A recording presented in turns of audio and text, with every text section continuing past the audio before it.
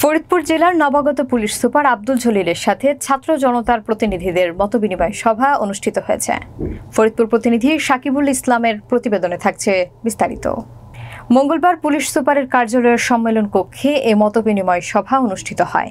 বৈঠকে উপস্থিত ছিলেন অতিরিক্ত পুলিশ সুপার মোহাম্মদ ইমাদ হোসাইন, অতিরিক্ত পুলিশ সুপার শৈলেন চাকমার সহ জেলার গুরুত্বপূর্ণ পুলিশ অফিসারবৃন্দ। বৈঠকে ছাত্র জনতার প্রতিনিধিদের পক্ষ থেকে জেলার বিভিন্ন অসঙ্গতি, বিশেষ করে সন্ত্রাসী কর্মকাণ্ড, মাদকদ্রব্য, অবৈধ দখলদার এবং সিন্ডিকেটের বিষয়ে বিভিন্ন রকম অভিযোগ তুলে ধরা হয়।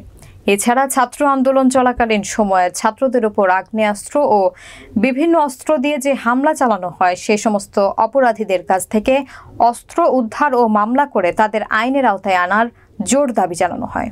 থানার মামলা ও জিডির ব্যাপারে যেন পুলিশ আন্তরিক হয় এবং অনলাইন জিডির ব্যাপারটা যেন থানা থেকে যথাযথ সাহায্য করা হয়, এক্ষেত্রেও পুলিশ সুপারের সুনজর কামনা করা হয়। পুলিশ সুপার আব্দুল জলিল বলেন, অনেক কাজ যা একদিনে করা সম্ভব না, তাই পুলিশকে পর্যাপ্ত সময় নিয়েই কাজ করতে হবে। তবে ইনশাল্লাহ দ্রুততম সময়ের মধ্যে যথাযথ কাজগুলো করা হবে।